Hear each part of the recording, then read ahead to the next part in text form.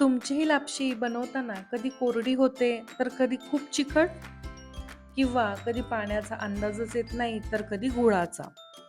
जर तुमचंही असं होत असेल तर आज मी तुमच्याबरोबर अगदी योग्य प्रमाणात आणि सोप्या पद्धतीने मऊ लुसलुशीत गुळाची लापशी कशी बनवायची ते सांगणार आहे. साजूक तुपात खमंग भाजलेला दलिया आणि गुळाचा पाक यांचं परफेक्ट कॉम्बिनेशन कसं जमवायचं याच्या काही सोप्या टिप्स मी आज व्हिडिओमध्ये शेअर केलेल्या आहेत. चला तर मग आपण आपल्या या लापशीच्या रेसिपीला सुरुवात करूया. सगळ्यात आधी इथे मी गॅसवर एक भांडं गरम करायला ठेवलेलं आहे आणि त्यामध्ये अर्धा कप साजूक तूप घालून घेतलेलं आहे.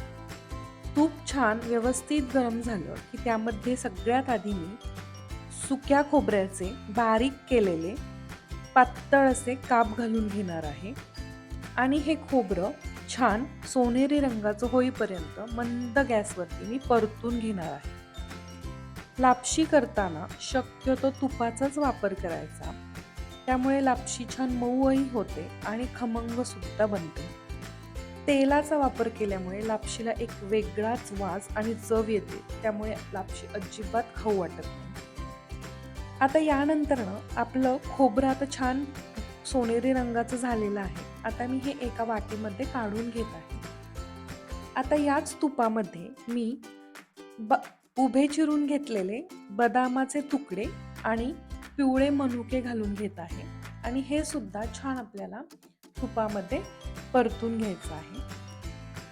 मनुके छान फुलेपर्यंत आपल्याला ते या तेलामध्ये परतायचे आहेत. आता बदामही छान परतले आहेत आणि मनुके सुद्धा छान फुललेले आहेत. आता हे सुद्धा मी एका वाटीत काढून घेतले. इतका सुंदर वास सुटलाय या तुपाचा आणि ह्या सुक्या मेवाचा भाजलेला, अतिशय सुंदर वाटतोय. आता याच उरलेल्या तुपामध्ये आपल्याला घालायचा आहे 1 कप गव्हाचा दलिया. आता याला काही जण लापशीचा रवा सुद्धा म्हणतात. आता गॅस अगदी बारीक ते मध्यम ठेवायचा आणि हा दलिया मस्त छान सोनेरी रंग येईपर्यंत खमंग असा भाजून घ्यायचा आहे. इथे अजिबात घाई करायची नाही. दलिया जेवढा छान भाजला जाईल तेवढी आपली लापशी छान मऊ आणि दाणेदार होते. इथे तुम्ही बघू शकता दलियाचा रंग मस्त बदललाय आणि तो छान असा फुलायला सुद्धा लागलाय. आता याच वेळी आपण यात गूळ घालून घेणार आहोत. तर आपण 1 कप गव्हाच्या दलियासाठी मी इथे अर्धा कप गूळ घालून घेत आहे. गूळ मी सुरीने थोडासा चिरून घेतलेला आहे, त्यामुळे तो लवकर विरघळला जातो. आता तुम्हाला जर लापशी जास्त गोड आवडत असेल तर तुम्ही 1 कप गव्हाच्या दलियासाठी पाऊण कप गूळ घेऊ शकता. अगदीच 1 कपला 1 कप घेऊ नका, नाहीतर मग लापशी खूपच गोड होते. गूळ आपल्याला छान विरघळून द्यायचा आहे, त्यासाठी आपल्याला मधून मधून हे सारखं हलवत राहायचं आहे. गूळ जसं जसं वितळायला लागतो तसं तो चिकट होतो, त्यामुळे तो भांड्याला खाली लागू शकतो.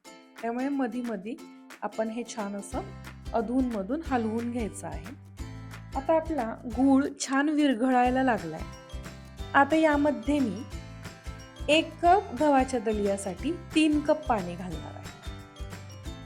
पाणी घातल्यानंतर ना आपल्याला गॅस मोठा करायचा आहे, त्यामुळे पाण्याला मस्त अशी उकळी येईल.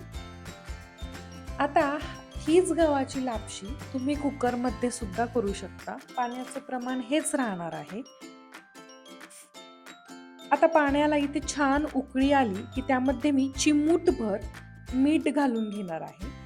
कोणत्याही गोडाच्या पदार्थाला जर आपण मीठ घातलं तर त्या पदार्थाला अजून छान चव येते, त्यामुळे मी इथे चिमूटभर मीठ सुद्धा घातलेलं आहे. आता हे उकळी आलेलं जे मिश्रण आहे ते आपण छान एकजीव करून घेऊ आणि त्यानंतरनं आपल्याला यावरती झाकण ठेवून लो टू मीडियम फ्लेमवरती हे 8 ते 9 मिनिट शिजवून घ्यायचं आहे. आता यावरती मी झाकण ठेवलेलं आहे आणि एकदम मंद आचेवर हे मी 7 ते 8 मिनिट छान असं शिजवून घेणार आहे. फक्त एक काळजी घ्यायची की हे मिश्रण एक 2 ते 3 मिनिट झाल्यानंतर मधून झाकण काढून हलवून घ्यायचं. त्यामुळे लापशी खाली करपत नाही किंवा खाली भांड्याला लागत सुद्धा नाही.